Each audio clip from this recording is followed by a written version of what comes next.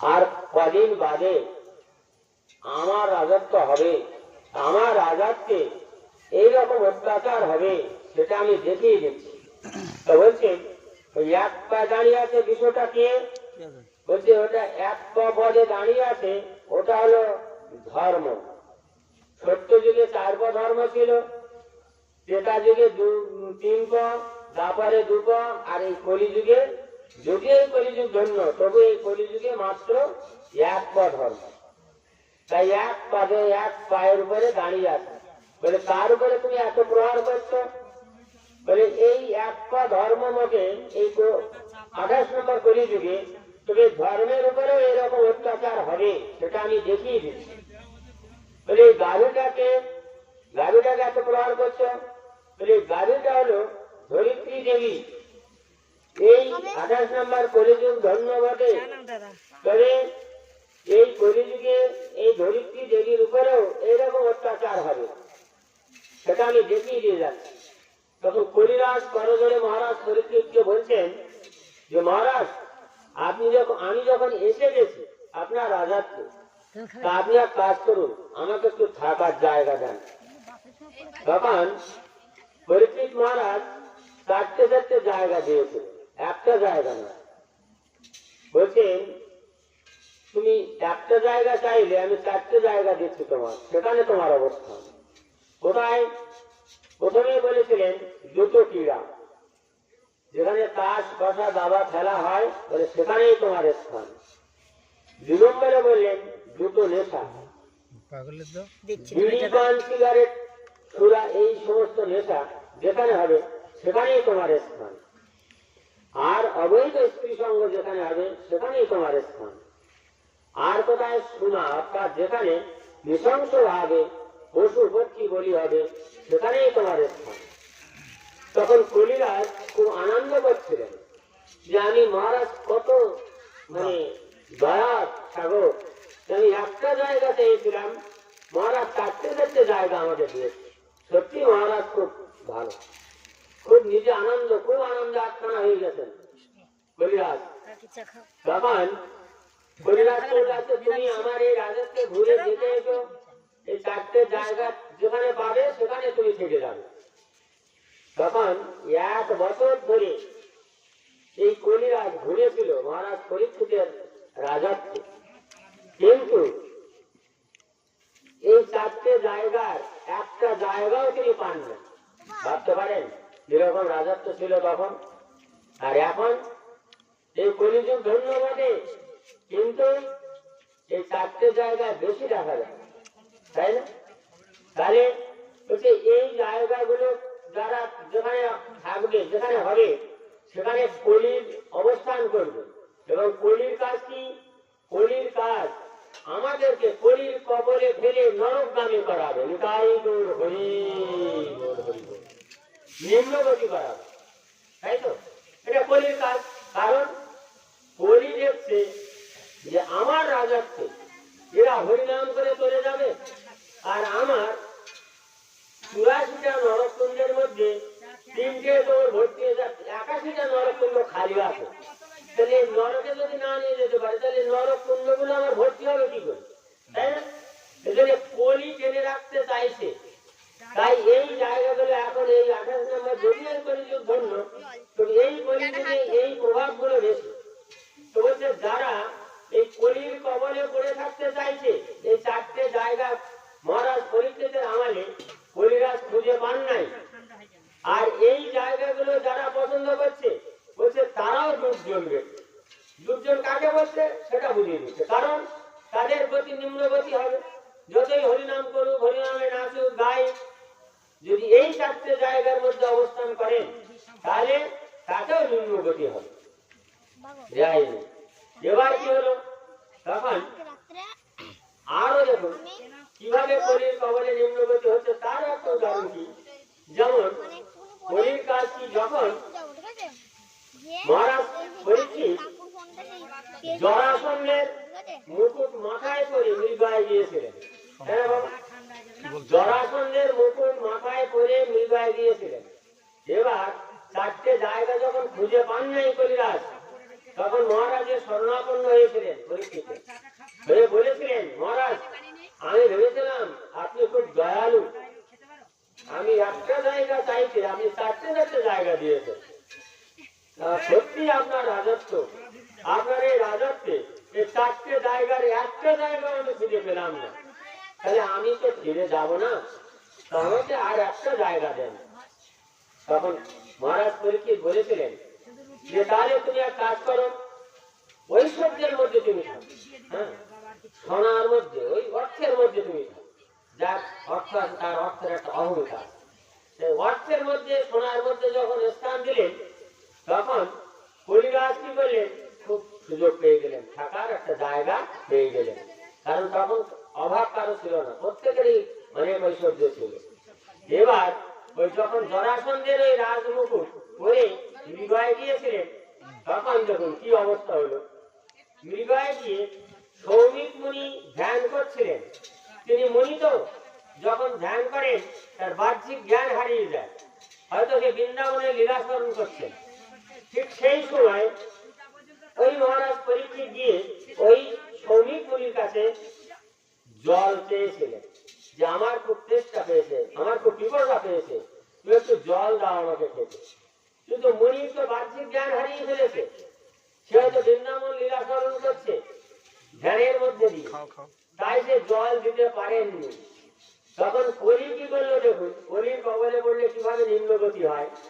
এবার কলি কি করলো, ওই যে সোনার ওই জরাসন্ধের মুকুট মাথায় পরা আছে, জরাসন্ধের আলাদা ঘটনা আছে, যা হোক ওই জরাসন্ধের মুকুট পরে গেছে, সোনার মুকুট ওর মধ্যে থেকে কলি ওর মধ্যে অবস্থান করেছে, করে কি করেছে দেখুন, একটা মৃত সর্প হয়ে ওই মহারাজ পরীক্ষিতের সামনে পড়ে রয়েছে। হ্যাঁ, তখন মহারাজের কি বুদ্ধি এসেছে দেখুন, ওই মৃত সর্পটা কে, ওটা কলি, কলি ওই যে সোনার মুকুট পরে আছে, সোনার মধ্যে কলির স্থান দিয়েছে না মহারাজ, এবার মহারাজের ওই সোনার মধ্যে ঢুকে পড়েছে, অর্থের মধ্যে, রাজ মুকুটের মধ্যে। কারণ মুকুটটা জরাসন্ধের মুকুট, জরাসন্ধ কে ছিল জানেন, ওই যে কংস, দুষ্ট কংসের শ্বশুর মশাই ছিলেন জরাসন্ধ মহারাজ, মগধ দেশের রাজা ছিলেন, খুব দুষ্ট রাজা। আচ্ছা, ওই সর্পটা কি কলি? সর্বদাই কলি। আবার মাথার মধ্যেও আছে না, মাথার মধ্যে তো ওই সোনার মধ্যে কলির অবস্থান, ওই ওর থেকেই তো ওই সর্বটা সৃষ্টি হয়ে ওখানে পড়েছে, নজর পড়তে পারতাম। এবার যখন ওই সর্বটা ওখানে মৃত সর্ব পড়ে আছে কলি রূপে, তখন মহারাজ পরীক্ষিত কি করলেন দেখুন, আমরা সাধুগুরু মুনি মানি, আর মহারাজ পরীক্ষিত এত ধর্ম পড়ায়েন যে চারটে জায়গা খুঁজে পাননি, আর কলির কবলে পড়ে সেই মৃত সর্বটা মুনির গলায় জড়িয়ে দিলেন। ওই যে জরাসন্ধের দুষ্ট মহারাজের ওই যে মুকুট পরা, ওর মধ্যে কলির অবস্থান করেছে, হ্যাঁ, করে মৃত সর্প হয়েছে। এবার যখনই মুনির গলায় জড়িয়ে দিয়েছে, তখন কি করেছে, ওই সৌমিক মুনির পুত্র ছিল শৃঙ্গমুনি, সেই মুনির কাছে, শৃঙ্গমুনির কাছে সংবাদ দিত অন্যান্য মুনির ছেলেরা, যে শোন, এক রাজা এসে তোর বাবার গলায় মৃত সর্প জড়িয়ে দিয়েছে। তখন ওই শৃঙ্গমুনি আসমান করে জল নিয়ে বলেছে কি জানেন, যে আমি অভিসম্মান করছি, আমার পিতাকে যে অসম্মান করেছে, মৃত সর্প গলায় জড়িয়ে দিয়েছে, 7 দিনের মধ্যে চক্ষুগুরু সর্বদংশনে তার মৃত্যু হবে। কেন? পিতার অপমান পুত্র সহ্য করতে পারলেন না। কারণ এর মধ্যে অনেক কিছু বলার আছে, কারণ পিতা মাতা হলো আদি গুরু। পার্থিব জগতে এখন আমরা কি করি, পিতা মাতা গুরুজনদের যদি অন্য কেউ বেশি কথা বলে, স্বামীকেও বেশি কথা বলে, তা আমরা সেটা মেনে নিই, তাই না? কিন্তু এটা উচিত না।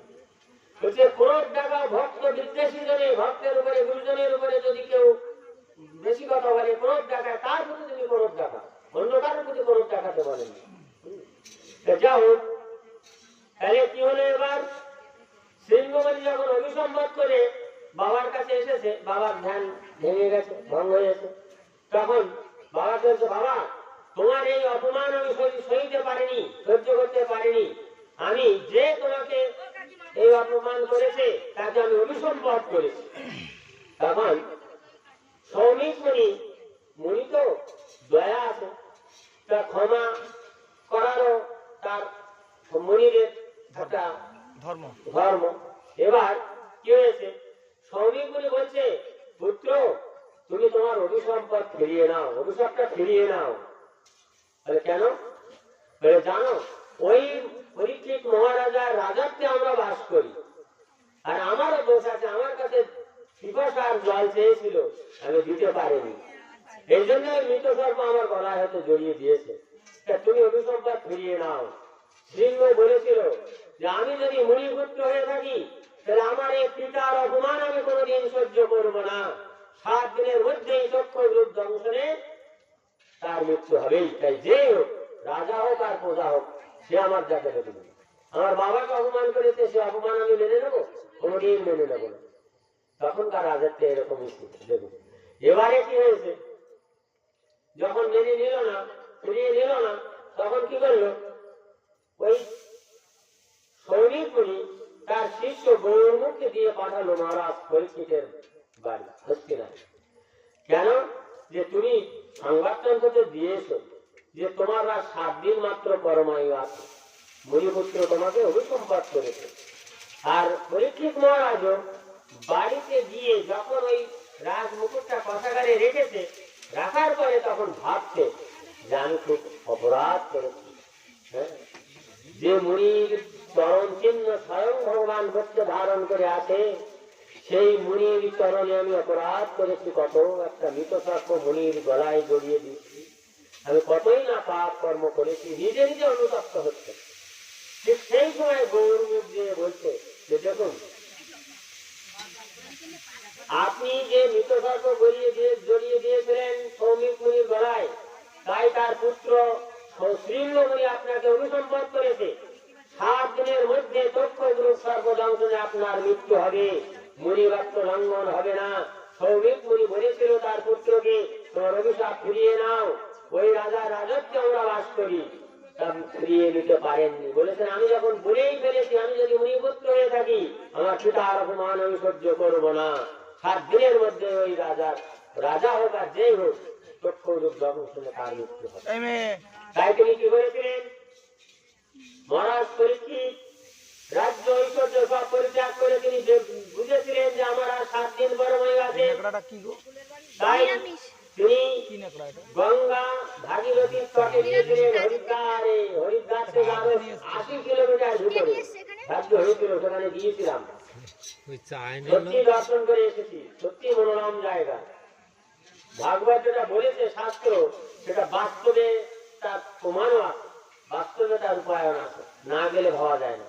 যদি হরিদ্বারে যান, ঘুরে আসবেন।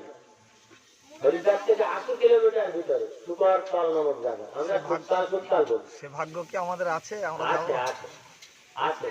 গুরু গৌরঙ্গের কৃপায় অবশ্যই যেতে পারবেন, সেখানে পরিষ্কার তার নমুনা দেওয়া আছে। মহারাজ পরীক্ষিত বসে আছে, ব্যাসুতে এরকম পাঠ করছে, রাধা কৃষ্ণের মূর্তি আছে, মুনি ঋষিদের মূর্তি করা, সেখানে প্রত্যেকের প্রসাদের ব্যবস্থা, 1 টাকাও লাগে না প্রসাদ পেতে, এইরকম সুন্দর ব্যবস্থা। প্রত্যেক দিন ভাগবত পাঠ হয়। এখনো সেই বট গাছ এখনো আছে, তার ঝুলি নেমে গেছে এখান থেকে অন্তত 1 মিনিট দূর পর্যন্ত। সে বট গাছ গোড়া মতন এখনো আছে, তার নমুনা প্রমাণ। এই ভাগবত অনুষ্ঠান কেন হয়েছিল? মহারাজ পরীক্ষিত যখন ওখানে গিয়ে বসেছিলেন ওই গঙ্গা ভাগীরথীর তটে, তখন একে একে জানতে জানতে সবাই জানতে পারলো যে এই হস্তিনার এই পৃথিবীর রাজা মহারাজ পরীক্ষিত আজ এই জাহ্নবীর তটে এসে বসেছে। তখন জানতে জানতে সবাই সেখানে এসে হাজির হয়েছিল। বলছে 7,000 মুনি ঋষি তপস্বী সবাই সেখানে হাজির হয়েছিলেন। যে শুধু মহারাজকে বলছেন যে মহারাজ আপনি রাজ্য ঐশ্বর্য অর্থবিত্ত সব পরিত্যাগ করে আত্মীয় স্বজন স্ত্রী পুত্র পরিজন সব কেন এই জাহ্নবীর তটে এসেছেন? মহারাজ পরীক্ষিতের একটাই প্রশ্ন ছিল, তার নিজের জন্য। ভাগবতের প্রথম স্কন্ধের প্রথম অধ্যায় সন্ন্যাস করে লেখা আছে। মহারাজ পরীক্ষিত একটাই কথা বলেছিলেন, আমি কেন এসেছি সেটা পরে বলছি, আগে আপনারা দয়া করে বলুন আসন্ন মৃত দিনের উপায় কি? আমাদের প্রত্যেকেরই মৃত্যু দিনটা কিন্তু এগিয়ে আসছে, তাই না বাবা? একটা দিন চলে যাচ্ছে, আমরা যে নির্দিষ্ট পরমায়ু নিয়ে এসেছি সেই নির্দিষ্ট পরমায়ুর একটা দিন পড়ে যাচ্ছে, তাহলে মৃত্যুর দিন এগিয়ে আসছে। তাই বললেন আসন্ন মৃত জীবের উপায় কি? মৃত আগত, মৃতের দিনটা এগিয়ে আসছে, যে মৃত আগত জীবের উপায় কি, এই প্রশ্ন করেছিলেন। তার একার জন্য না, আমাদের মতো পরিহত জীবের প্রত্যেকেরই কল্যাণের জন্য। তখন অনেক অনেক কথাই বলেছিলেন। বলেছিলেন যে আমরা তো জানি আগত যে কলিযুগ আসছে, কলিযুগ ধন্য, এই কলিযুগে স্বয়ং মহাপ্রভু সহজ উপায় করে আনবেন জীবের দুঃখ দুর্দশা দেখে।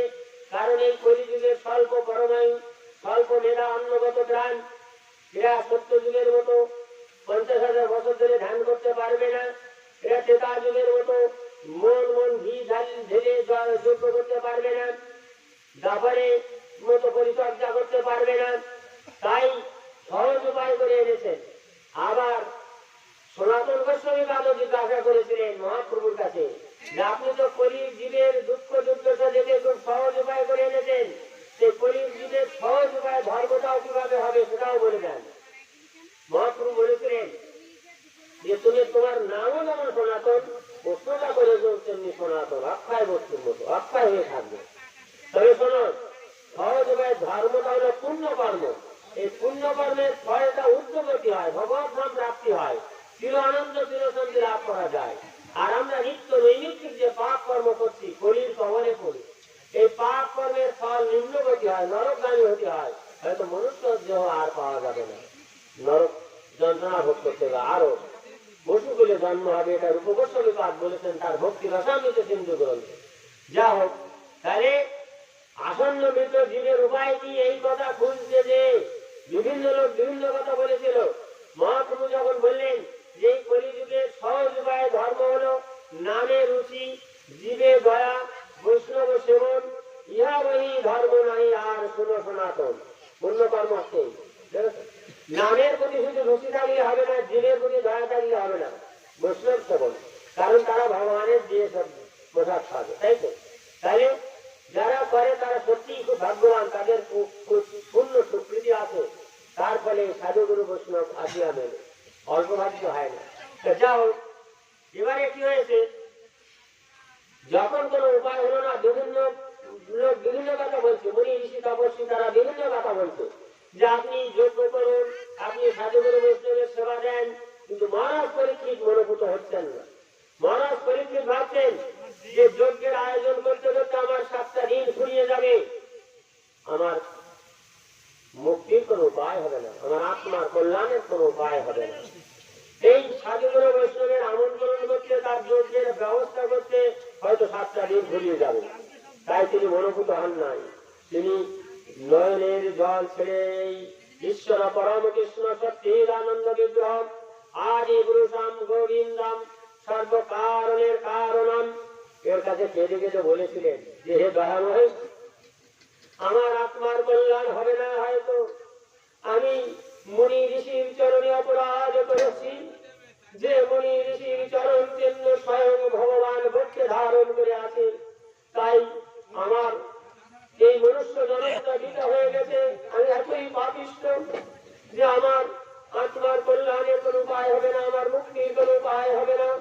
যখন কেঁদে কেঁদে বলেছিলেন, তখন গোবিন্দ কৃপা করেছিলেন। কি বললেন? ব্যাসসূত্র সুখদেব গোস্বামীকে তার কাছে পাঠিয়ে দিয়েছেন। যখন সুখদেব গোস্বামী এসেছেন মহারাজ পরীক্ষিতের কাছে হন্তদন্ত হয়ে, তখন ওই 60,000 মুনি ঋষি তপস্বী রাজর্ষি সবাই উঠে দাঁড়িয়ে স্বাগতম স্বাগতম সুস্বাগতম বলে জানিয়েছে। তখন মহারাজ পরীক্ষিত ভেবেছেন এবার আমি সঠিক উত্তর পাবো।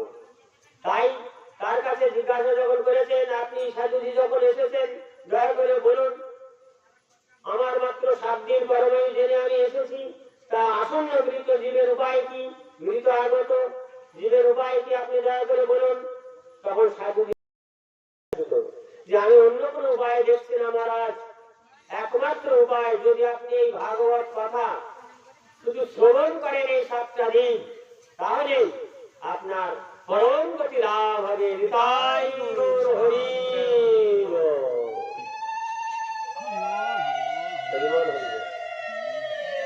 কিন্তু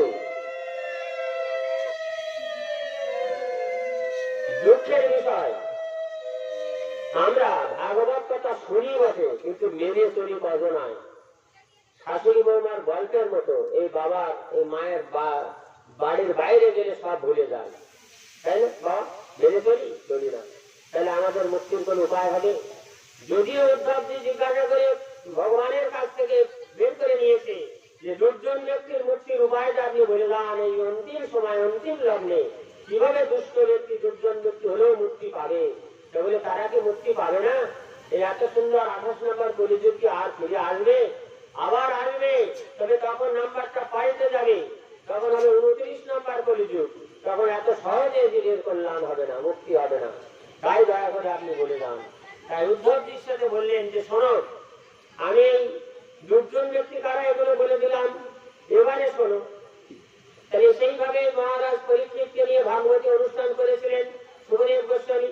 মহারাজ পরীক্ষিত রাজি হয়েছিলেন যে হ্যাঁ, এবারে আমি মনোভূত হয়েছি, এই 7টা দিন আপনি ভাগবতী অনুষ্ঠান করুন, ভাগবত কথা এই অধমকে শ্রবণ করান।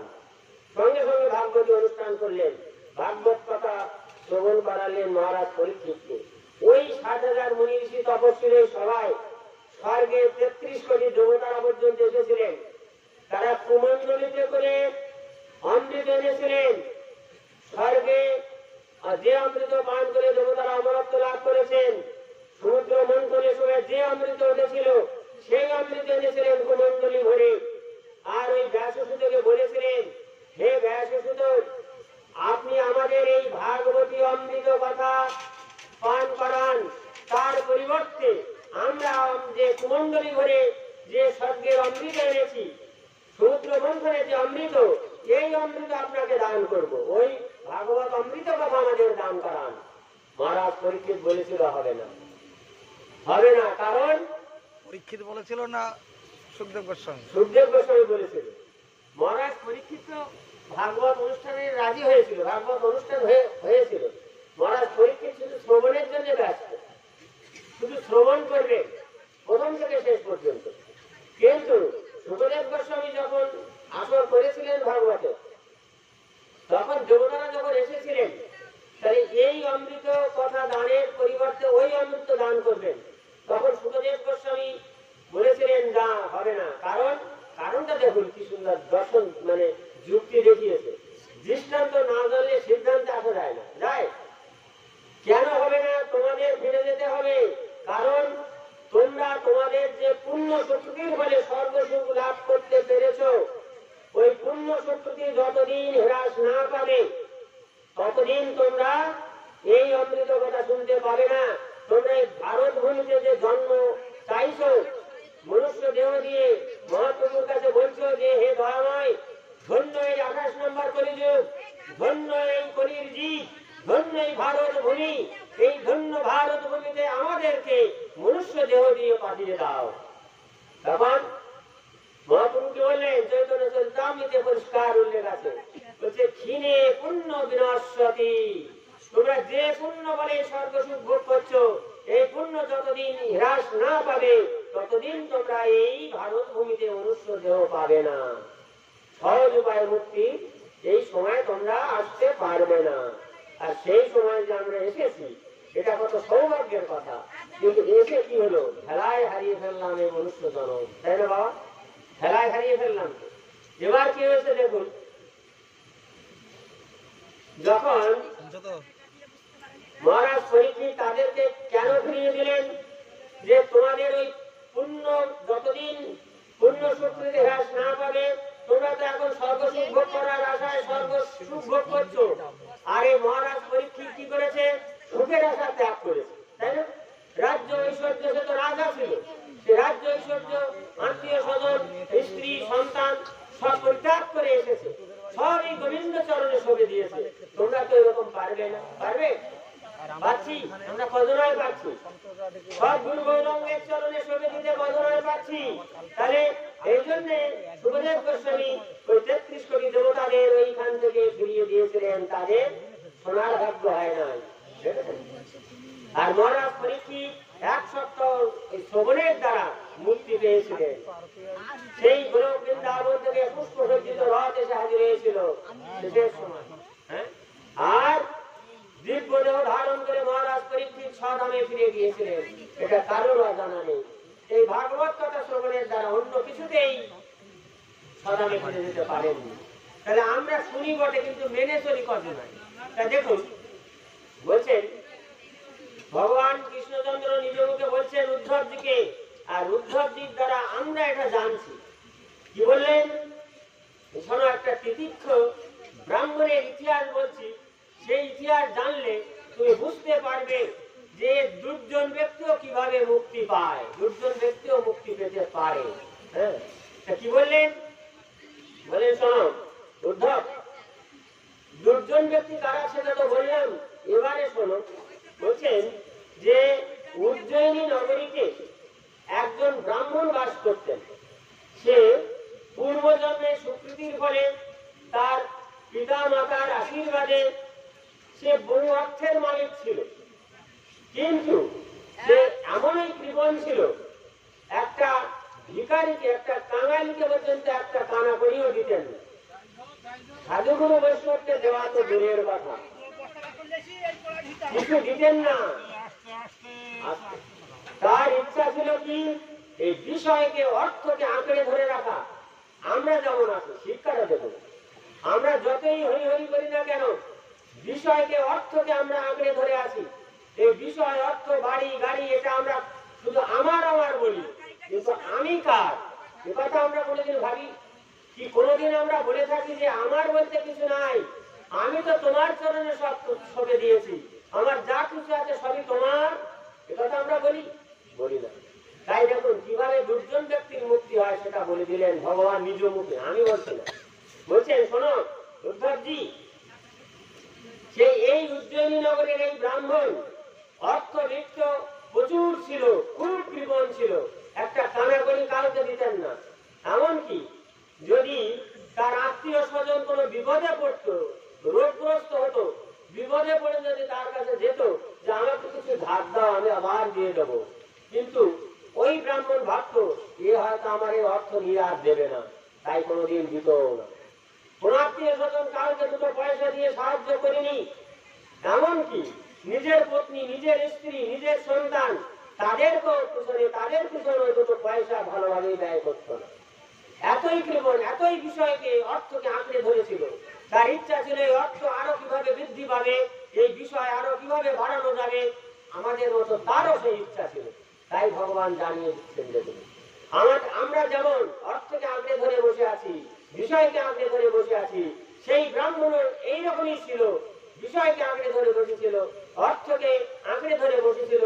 বিষয়, অর্থ কিভাবে বাড়বে তার ছিল সেই চেষ্টা। তার আত্মীয় স্বজন, স্ত্রী, সন্তান, তাদের প্রতিও অর্থ ব্যয় করতেন না, এতই কৃপণ ছিলেন। এবার কি হয়েছে দেখুন, যখন আত্মীয় স্বজন সব বিপক্ষে চলে গেছে, যে যার এত অর্থমুক্ত আছে, তার কাছে যদি কিছু চেয়ে না পাওয়া যায় আমার বিপদের সময়, সে আত্মীয় থেকে আমার লাভ কি? তারা দূরে সরে গেলেন। তার নিজের স্ত্রী, নিজের সন্তান, তারাও বাবার কাছে চেয়েও কিছু পায় না, তারাও বাবার থেকে দূরে সরে গেলেন। সবাই যখন এই ব্রাহ্মণ থেকে দূরে সরে গেল, তখন কি হলো তার অবস্থা?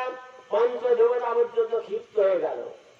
তার দেওয়া সব, তাকে যদি কিছু না দেওয়া হয়, তাহলে শ্রীমদ্ ভাগবত গীতাতে বলেছেন তার দেওয়া আমরা পাচ্ছি, তাকে দিচ্ছি না, তাহলে আমরা চুরি করেই পাচ্ছি, তাই না? কারো জিনিস আমরা যদি না বলে চেয়ে পাই, তাহলে সেটা না বলে নিয়ে যদি পাই, সেটা চুরি করা হয়, তাই না? ঠিক তদ্রূপ তারই সব আমরা পাচ্ছি শুধু উদর ভরে, কিন্তু সব সে সৃষ্টি করে রেখেছে আমাদের জন্মের থেকে, মাতৃ দুগ্ধ নিয়ে সব যেন সাজিয়ে রেখেছে স্তরে স্তরে, তাই না? কিন্তু তাকে আমরা দিয়ে পাইনি, এই জন্য আমাদেরকে চোর বলা হয়েছে। শ্রীমদ্ ভাগবত গীতা আমাদের ধর্মগ্রন্থ এটা বলেছে।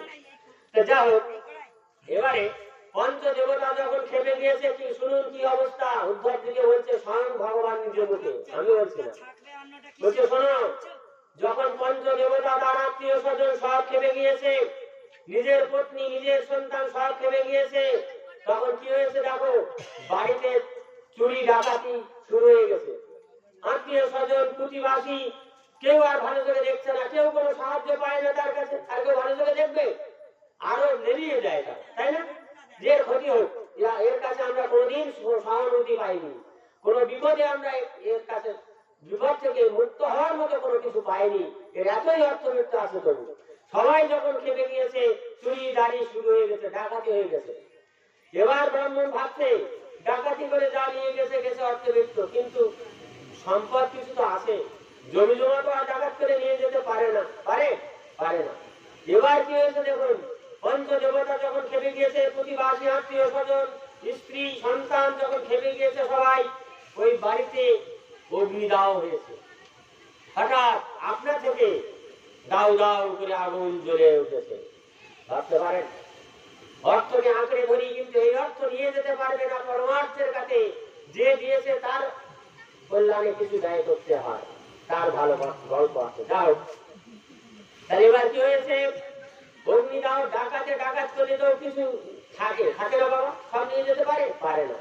আর যদি আগুনে পুড়ে ছাই হয়ে যায়, কি থাকে বাবা? সব ভস্মীভূত হয়ে যায়, যায় তো। এবার কি হয়েছে দেখুন, সে ভাবছে আমার বাড়ির সব হয়তো ছাই হয়ে গেছে, সব আগুনে পুড়ে ছাই হয়ে গেছে, তোমার বিষয় আছে, এগুলো তো আছে, তাই না? বিষয়কে আঁকড়ে ধরে বসে আছে। এবার কি হয়েছে, যখন পঞ্চদেবতা চেপে গিয়েছে, আত্মীয় স্বজন প্রতিবাসী নিজের পত্নী সন্তান সব চেপে গিয়েছে, তখন কি হয়েছে জানেন?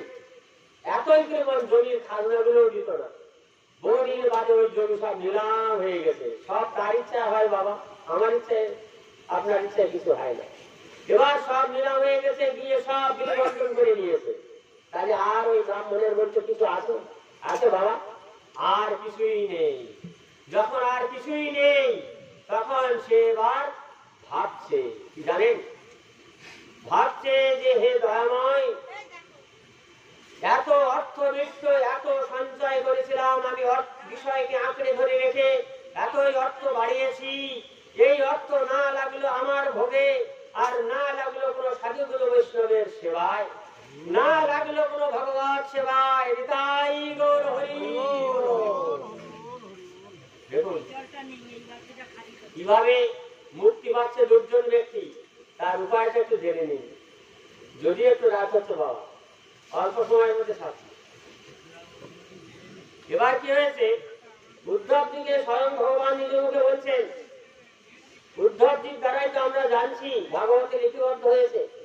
এবার বলছেন, যখন সব হারা হয়ে গেছে, গিয়ে নিজে নিজে অনুতপ্ত হচ্ছে যে কি হলো, আমার এই বিষয়, আমার এই সম্পদ কোনো সৎ ব্যয় করতে পারলাম না, আর আমি নিজেও ভোগ করতে পারলাম না, পারলাম। তাহলে এই অর্থ বিষয়কে আঁকড়ে ধরে রেখে আমার কি লাভ হলো? কোনো লাভ হলো না, বরং আরো ক্ষতি হলো, তাই না? এখন আমি সর্বহারা, সব হারিয়ে গেছে, আমার বলতে আর কিছু নাই। তখন এইবার আমরা যখন বিপদে পড়ি, তখন আদি পুরুষ গোবিন্দের স্মরণ নেই, শ্রীমান মহাপুরুষ স্মরণ নেই, তার আগে নেই, নেই না। এবার তখন সে কান্নাকাটি শুরু করেছে, মানে মাথার উপরে আর কিছু নেই, আর নিজের বিষয় আসা নিজের বলছে আর কিছুই নেই। তখন অনাহারে অনেক দিন কেটে যাচ্ছে, তখনই আদি পুরুষ গোবিন্দের স্মরণ নিয়েছে, বলছে হে গোবিন্দ, হে দয়াময়, আমি খুব ভুল করেছি জীবনে, আমাকে যে অর্থ দিয়েছিলে তোমারই সব ছিল, কিন্তু আমি তো জানিনি, দিয়ে ধন বোঝে মন হরে নিতে কতক্ষণ, তাই না বাবা? তিনি দেওয়ার মালিক, আবার তিনি হরণ করে নেওয়ার মালিক, তাই না? যদি তার পিছনে কিঞ্চিত ব্যয় না করি, তাহলে সে তো নিয়েই নেবে, নেবে না? নেবে না? তাহলে কিঞ্চিত তার পিছনে এই মা, এই বাবা যেমন সাধুগুরু বৈষ্ণবের উপলক্ষে ভগবত অর্থে কিছু ব্যয় করছে, তার দেওয়া সব কিঞ্চিত তারকে দিতে হয়, তার পিছনে ব্যয় করতে হয়, এটাই সব ব্যয়। এই ব্যয়ের দ্বারা ঊর্ধ্বগামী হওয়া যায়, ভগবত ধাম প্রাপ্তি হওয়া যায়, আর পাপ কর্মের দ্বারা নিম্নগতি হয়, তাই না?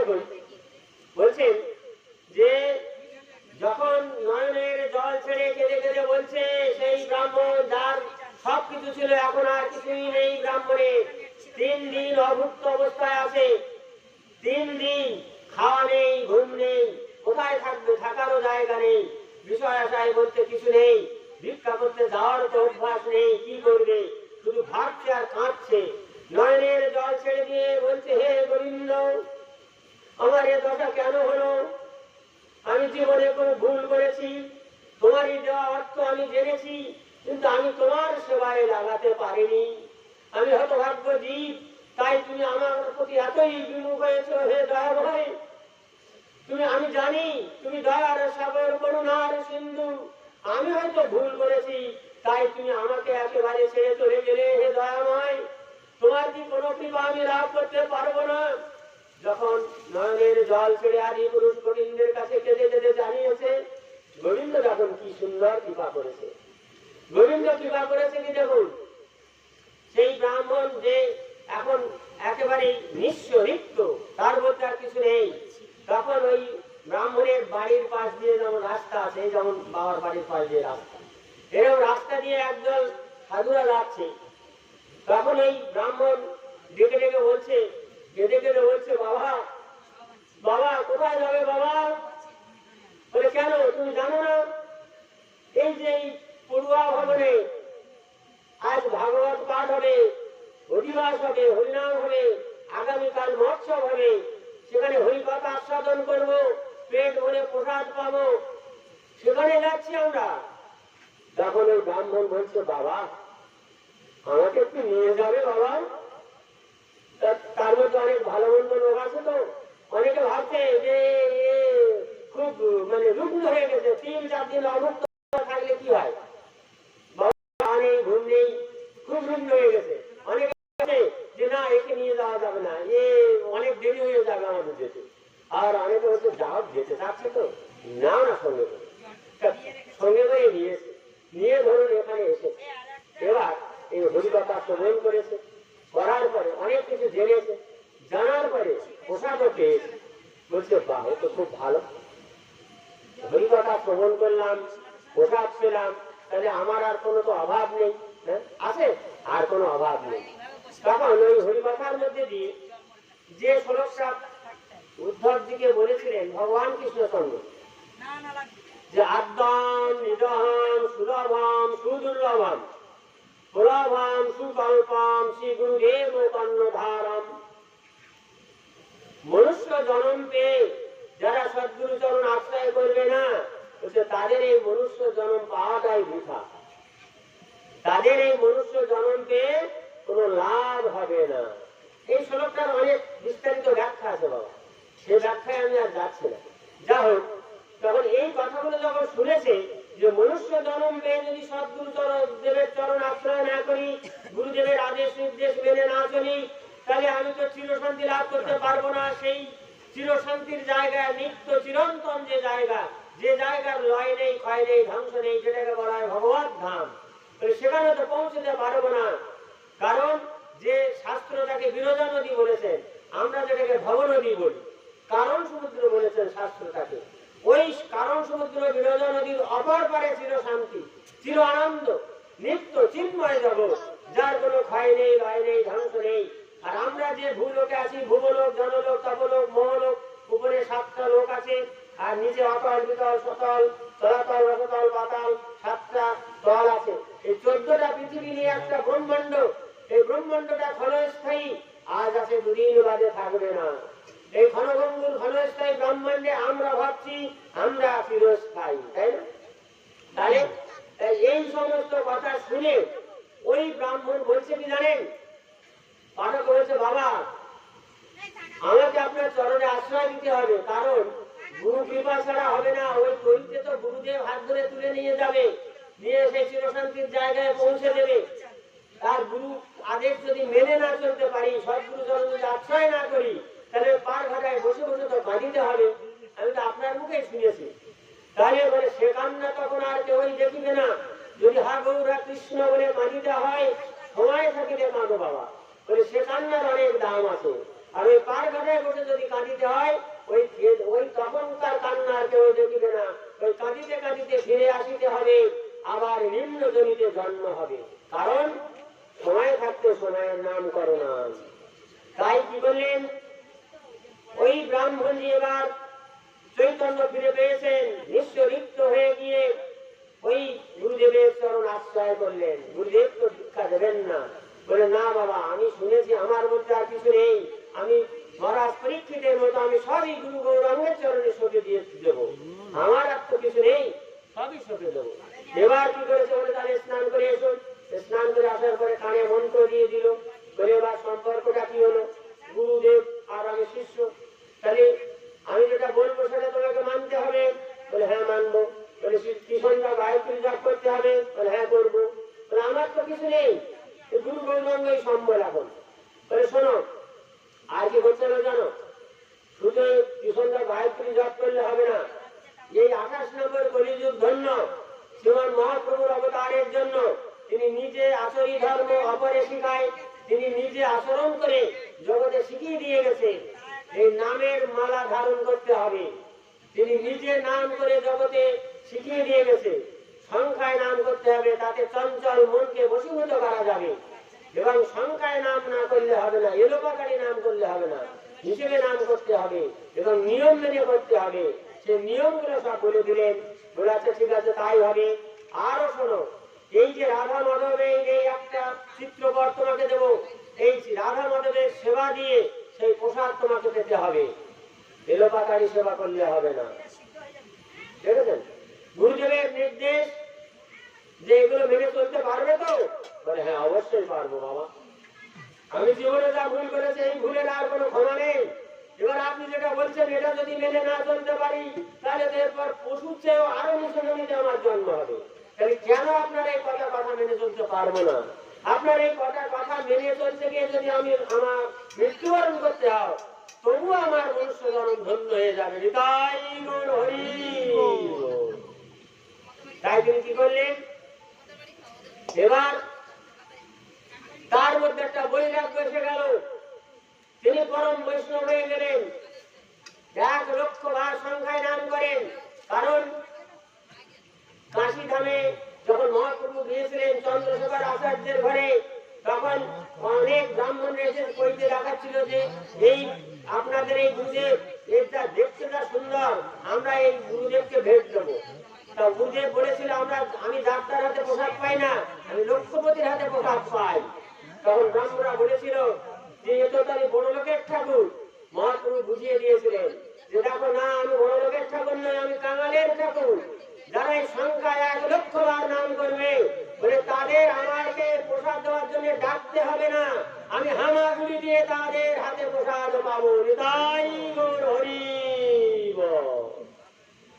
সংখ্যায় 1,00,000 নাম করতে হবে, তাহলে তাদের আর মহাপ্রভুকে যে প্রসাদ পেয়ে যাও বলতে হবে না, মহাপ্রভু নিজে এসে হামাগুড়ি দিয়ে এসে প্রসাদ পেতে বাধ্য হবে।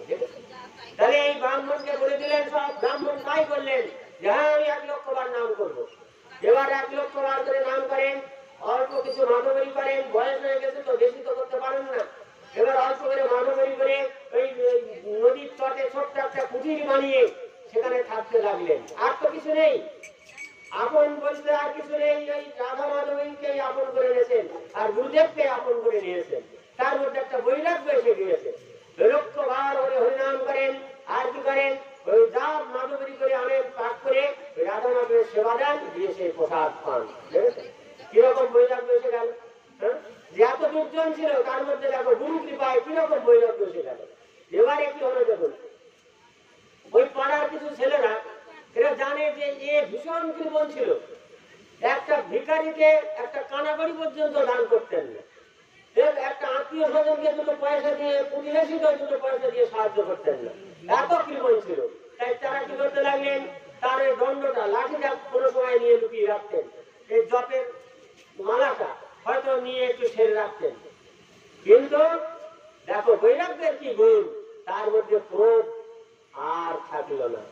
আগে এত ক্রোধ ছিল, সেই ক্রোধ আর তার মধ্যে নেই। কারণ আমাদের ধর্মগ্রন্থ শ্রীমদ্ ভাগবত গীতাতে বলা হয়েছিল কাম ক্রোধস্তা লোভ নরকস্য দ্বারম। কাম ক্রোধ লোভ সর্বজীবের মধ্যে 3টে মারাত্মক, এই 3টে আমাদের নরকের দ্বারে ঠেলে নিয়ে যায়, তাই না? আমরা সবসময় সন্তান উৎপত্তির কারণের কথা শুধু বলেন নাই, কামনা বাসনায় ভরপুর আমাদের মন, তাই না? কামনায় বাসনায় ভরা, যত হয় ততই আশা করি আমরা। তাই তো বললেন কাম ক্রোধস্তা লোভ। ক্রোধ গুরু লোক জ্ঞান করে বলি না, ক্রোধ যখন আমাদের মধ্যে ভর করে, যখন আমরা রেগে যাই, তখন কি কোনো গুরু লোক জ্ঞান করে কথা বলি? এই জন্য ক্রোধের আমাদের সময় সংস্কৃত ছিল, পণ্ডিত বসে আমাদের পড়াতেন। তা বলতেন চাণক্য শোলে তো এটা আছে, কাম ক্রোধস্তা লোভ নরকস্য দ্বারম। সে পণ্ডিত মশাই সুবোধ শিকদার নাম, দিগন্ত অন্তত 55 বছর আগের কথা। বলছে যে দেখো এই তিনটের মধ্যে ক্রোধটাই সবচেয়ে বেশি। তিনি ভালো করে বুঝিয়ে দিতেন আমাকে, বলে কারো করে খুব একটা ক্রোধ দেখাবে না, জানো যখন আমাদের রাগ হয় তখন গুরু লোক জ্ঞান থাকে না, গুরু লোক জ্ঞান করে কোনো কথা বলতে পারি না। এই জন্য ওই ক্রোধের বশীভূত হলে আমাদের নিম্নগতি হয়। ক্রোধটা সবসময় সম্মেলন করার চেষ্টা করবে, আমাদের একটু বুঝিয়ে দিত বললেন মধ্যে, তারপর তার সমস্ত নিয়ে আমাদের যা হয় তাই বললেন। আর লোক মানে কি, আমাদের লোক তো সবের উপরে, কিন্তু কি বলছে শাস্ত্র, কি বলছে লোক থাকুক, লোক আমাদের থাকুক, তবে কোথায় থাকবে, বলছে লোক থাকুক হরি কথায়। কেন হরি কোথায়, হরি কথায়, তাই না? হরি কি সেই গোলকে, হরি এই ভূলোকে, হরি কথার মধ্যে হরি, হরি নামের মধ্যে হরি, তাই না? তাহলে তাহলে হরি কোথায়, হরি কথায়, তাই আমাদের লোক থাকুক হরি কথায়। কোথায় হরি কথা হচ্ছে, কোথায় সাধুগুরু বৈষ্ণবের আগমন হচ্ছে, সেখানে আমাকে যেতে হবে। কারণ প্রথমেই গীতার শ্লোক দিয়ে শুরু করেছি, বলেছি যে যেখানে হয় ভাগবত পাঠ সেইখানে বৃন্দাবন, কারণ রাধা কৃষ্ণের সেখানে উপস্থিতি। এই গীতার 43 নম্বর শ্লোক মাত্র বলা হয়েছে, এই শ্লোক দিয়ে শুরু করেছে। তা যা হোক, তাহলে এবার কি হলো দেখুন, যতই তার প্রতি অত্যাচার করুক না কেন, সে এমনই সাধু, তার মধ্যে এমনই বৈরাগ্য এসে গেল, এই কাম ক্রোধ লোভ সবকে বশীভূত করে ফেললো, তার মধ্যে বৈরাগ্য এসে গেল।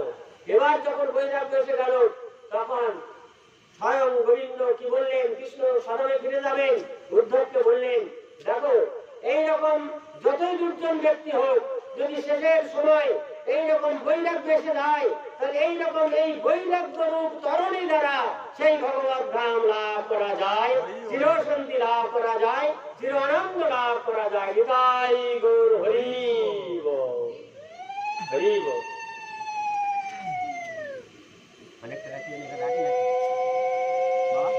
আর একটু বলুন, আর একটু, আর 10 মিনিট বলুন, 20 মিনিট, 20 মিনিট। বাবা আবার রবিবার খাবে। ও তাই তো। আর একটুখানি 5 মিনিট বলুন তো। হরে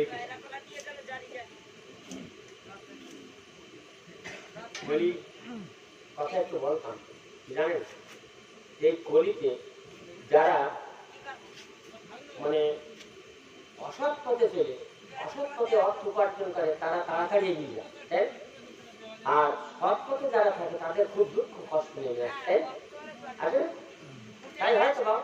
হ্যাঁ, কারণ এটাই কলির কারণে হয়। তার কারণটা দেখ একটু বলি অল্প। বলছে একটা প্রসঙ্গ না দিলে, দৃষ্টান্ত না দিলে সিদ্ধান্ত আসা যায় না বাবা, তাই তো? বলছে এক ব্রাহ্মণ, তার একটা সন্তান হয়েছে, পুত্র সন্তান।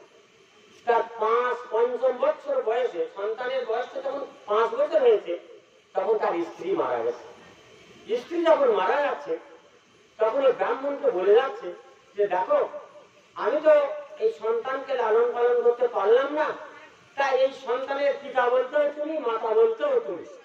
আর আমার এই যে কিছু গহনাগাটি ছিল সোনার, এই গহনাগাটি গুলো দিয়ে আমার এই সন্তানের একটা ভবিষ্যৎ তুমি বলে দিও, কারণ তুমি এখন সব, তাই তো?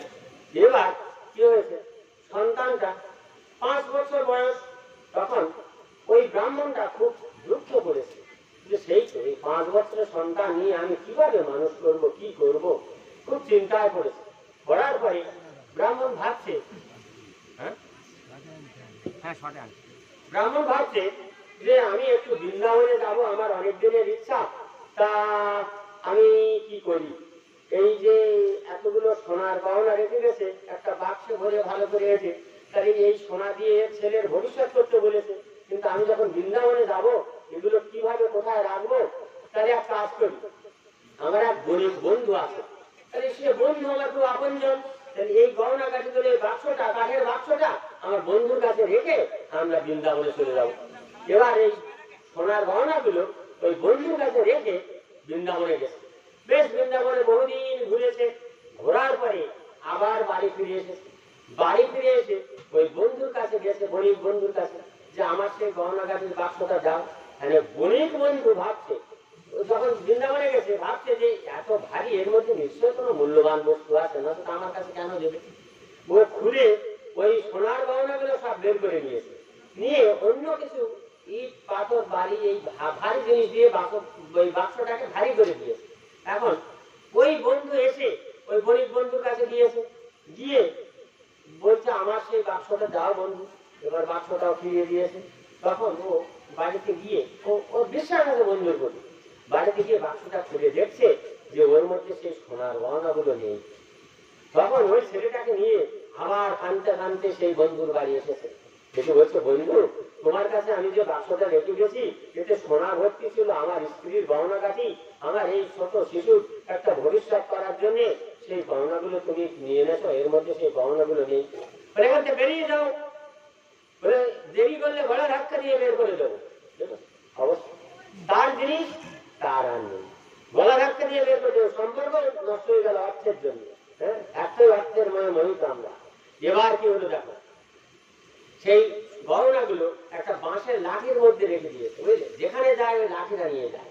এবার ওই ব্রাহ্মণ কি করেছে, যে ধার্মিক ব্রাহ্মণ যে বৃন্দাবন থেকে ঘুরে এসেছে, সেই ব্রাহ্মণ ভাবছে যে আমি এক কাজ করি, আমি এই আমার এই রাজ্যে রাজার কাছে আমি বিচারটা জানাই, আমার এই গহনাগুলো আমার এই গরিব বন্ধু নিয়ে নিয়েছে।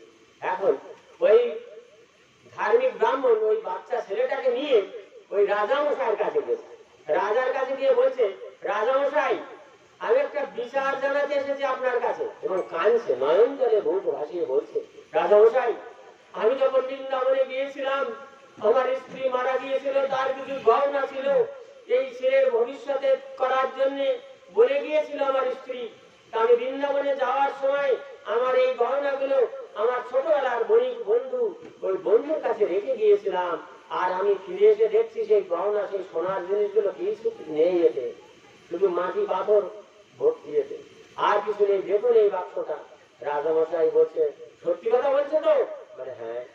তখন ওই বণিক বন্ধুকে প্রায়দা পাঠিয়ে ডেকেছে, বলে শোনো তুমি সত্যি কথা বলো, আমার এই ধর্ম কাস্তে হাত দিয়ে বলতে হবে, যদি ওর গহনা তুমি চুরি করে নিয়ে থাকো তোমার হাতটা কাটা যাবে, মিথ্যা বললে। আর যদি সত্যি বলো কিছুই হবে না, কিছু হবে না।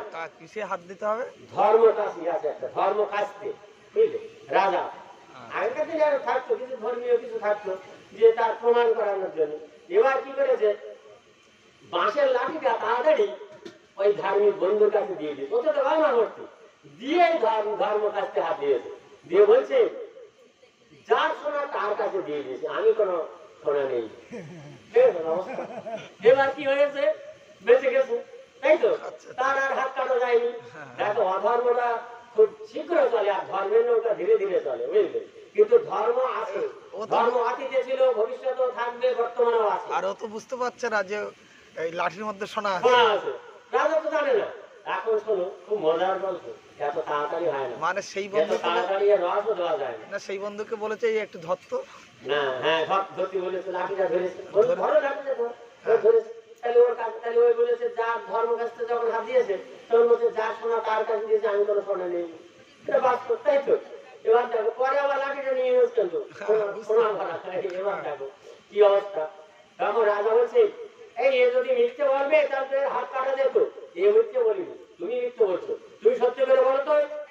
তখন ধার্মিক বন্ধু ওই ছেলেটার 5 বছরের ছেলে, ওই ছেলেটার মাথায় হাত দিয়ে বলছে যে আমি এই আমার স্ত্রীর সোনার গহনা কাঠিগুলো সব আমার এই বণিক বন্ধুর কাছে রেখে দিয়েছিলাম, আমি আমার ছেলের মাথায় হাত দিয়ে বলছি। যখন এ বলেছে সত্যি কথাই বলেছে, বলো, সে লাঠিটা ওকে দিয়ে দিয়েছে, তখন এই ছেলেটা মারা গেছে। দেখুন অবস্থা। কেন লাঠিটা দেয়নি তখন?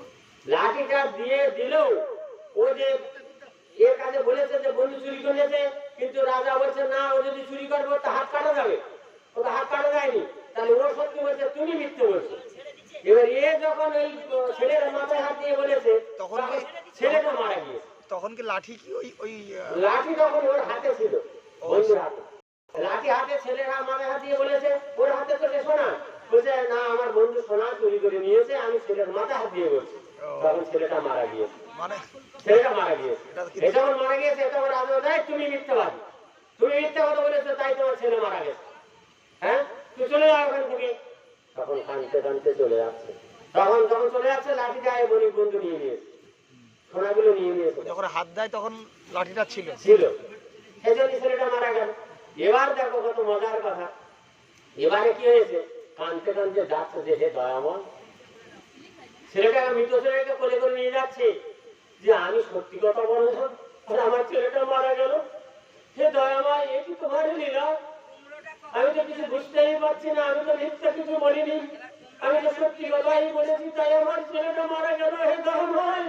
এইভাবে কাঁদতে কাঁদতে যাচ্ছে, যেতে যেতে রাস্তার পাশে গিয়ে দেখে একটা সাধু বসে আছে। সে সাধুকে বলছে, সাধুজি আমি আজ সত্য কথা বলতে গিয়ে আমার এই ছেলেটা মারা গেল, কেন এটা আপনি বলে দেন তো। সাধু বলছে, শোনো আমি বলতে পারবো না, শোনো তুমি আরেকটু এগিয়ে যাও, গিয়ে দেখবে একটা নদী পড়বে, ওই নদীতে 4টে জাহাজ আছে, 4টে জাহাজ আসবে, সেই 4টে জাহাজে তুমি জাহাজকে জিজ্ঞাসা করবে, ওই জাহাজে তোমার উত্তর দিয়ে দেবে।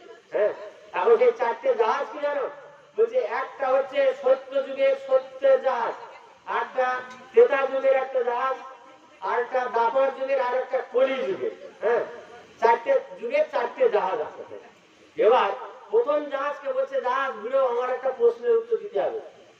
প্রথম সত্য যুগের জাহাজকে বলছে, আপনি বলুন তো, আমি সত্যি কথা বললাম আমার ছেলেটা কেন মারা গেল, তাহলে আমি এই প্রশ্নের উত্তর দিতে পারবো না। না, তারপর বুঝতে পারলাম না, ওই পারলাম না। সাধুর কাছে গিয়েছিল তো। হ্যাঁ, সাধু ওই জাহাজ দেখিয়ে দিয়েছে, হয়তো বললো তো।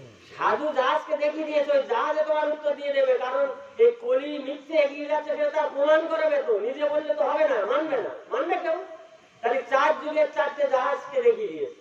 হ্যাঁ, খুব মজার করবে, একটু ধীরে সুস্থে একটু রস দিয়ে বললে তো আরো মজা লাগবে।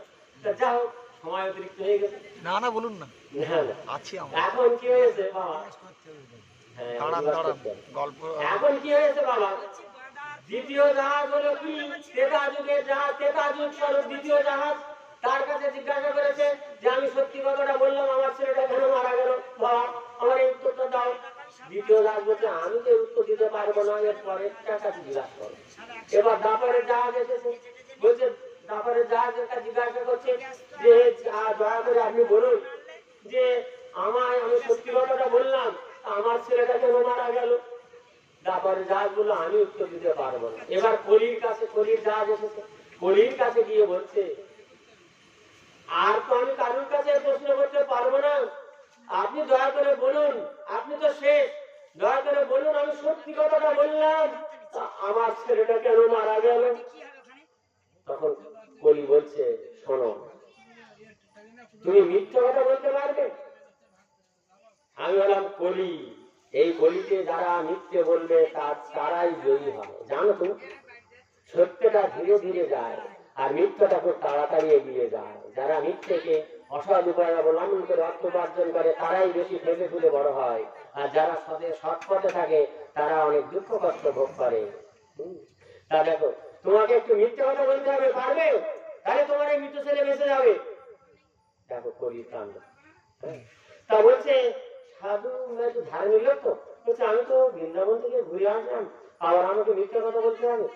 আমি তো মিথ্যে কথা বলিনি বাবা, আমাকে মিথ্যে কথা বলতে হবে, তাই তুই চলে যা, তোমারও ছেলে টেলে বাঁচবে না, আমি আর কিছু বলতে পারবো না। তারপরে অনেকক্ষণ ভাবছে, সেই তো আমার একমাত্র সন্তান, এই সন্তানটা যদি ফিরে পাই তার জন্য যদি আমার একটু মিথ্যে কথা বলতে হয় তা বলি না কেন, এই কথা ভেবেছে। ভেবে বলছে হ্যাঁ আমি মিথ্যে কথা বলবো, বলুন কি বলতে হবে। বলছে শোনো, তুমি রাজামশাইয়ের কাছে যাবে, গিয়ে বলবে ওই বণিক আমার 1 বাক্স সোনা চুরি করেনি, 2 বাক্স সোনা চুরি করে নিয়েছে, দেখবে তোমার ছেলে বেঁচে যাবে। আশ্চর্য ঘটনা। হ্যাঁ, দুর্ভাগ্যতীয় প্রসঙ্গ। বলছে 2 বাক্স সোনা চুরি করে নিয়েছে।